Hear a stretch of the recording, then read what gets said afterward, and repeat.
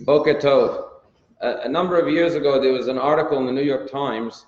The title of the article was "The Ties That Bind Us Families Together."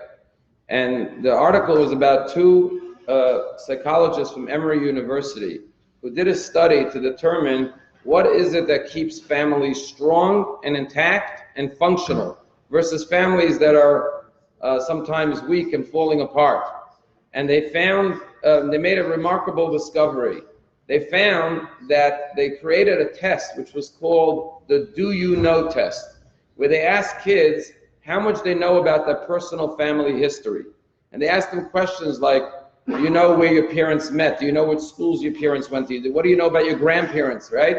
And they found that the higher the kids scored on this Do You Know test about their family personal history, the more resilient, the more tenacious, the more they had the ability to persevere and overcome challenges and be successful in life. And they found that there were three types of family narratives. One family narrative is what they call the ascending family narrative, which is, hey, your grandfather came from the country, from Russia, he had nothing, we were penniless, he opened up a retail store, and then we went into business, and now we're very successful. That's the ascending family narrative. Then there's the descending family narrative, which is, we once had a lot of money, we were very successful, your grandfather was rich, but he lost it all, and now we're poor. But the third narrative they found is the most powerful narrative for children and determined the greatest success of the children. And what was that? The oscillating family narrative, which was, we had good times, things were good, but then our business burnt down, we had a fire, but then we rebuilt again, and then the dad had a grandfather had an illness, but he recovered, and the ups and downs. And those family narratives gave the children the greatest wherewithal to be able to go through life, and when they met challenges, they knew from their personal history that it doesn't mean it's all over. You could rebuild, you can come back again. And it's fascinating that this week we start reading the story of the first Jewish couple, which is our family ancestry. You know, we're very lucky as Jews. We know about our ancestors 3,700 years ago, starting with Abraham and Sarah. And the opening verse sounds so beautiful. God tells Abraham, go to the land that I will show you. I will make you into a great nation. I will bless you. You will be renowned and you will be a blessing. And you're expecting this fairy tale story, how everything went so wonderful for Abraham. But right away, challenge after challenge, about a half a dozen challenges that Abraham and Sarah meet in this week's Torah portion. They encounter famine in the land of Israel. They have to leave. His wife Sarah is abducted. There's a war in which his nephew Lot is captured and he has to go fight to redeem his nephew Lot. There's a quarrel between the shepherds of Lot and the shepherds of Abraham. And challenge after challenge after challenge. But yet, Abraham and Sarah become the founder of monotheism. And today there are 2.2 billion Christians and 1.3 billion Muslims who see Abraham as either their biological father or their spiritual father.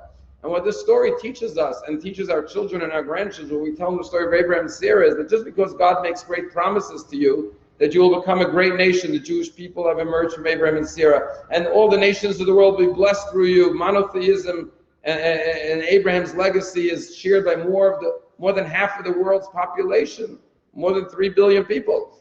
And they were childless, they couldn't have children in this week's story. They went through challenge after challenge, but they persevered and they didn't give up, and they became the greatest influences of all of human history, Abraham and Sarah. And through the monotheistic faith that they bequeathed to their children and to all generations.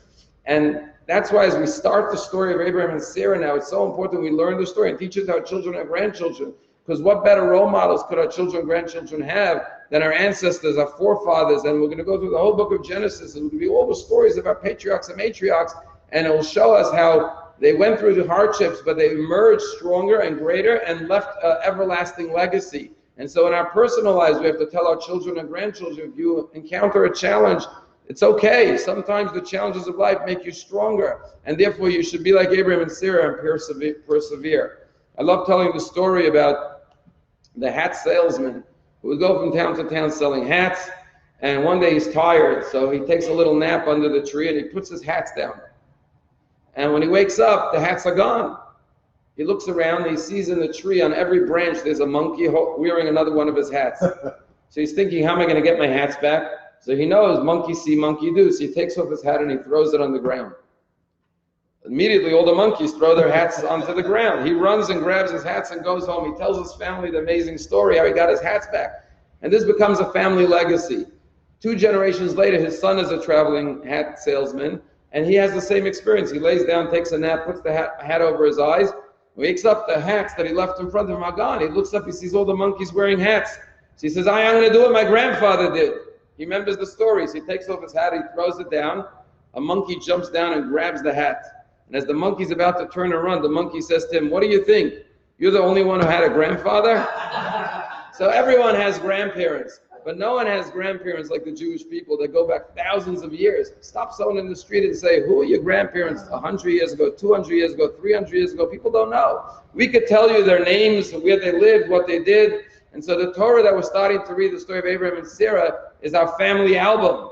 And if someone handed you an album with the story of your ancestors going back thousands of years, you would treasure that. And we should treasure the Torah and all the lessons that continue to guide. As the Ramban says, the stories of our ancestors are roadmaps for their children and their descendants for all future generations. We're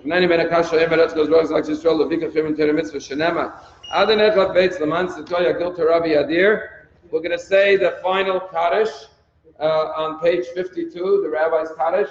And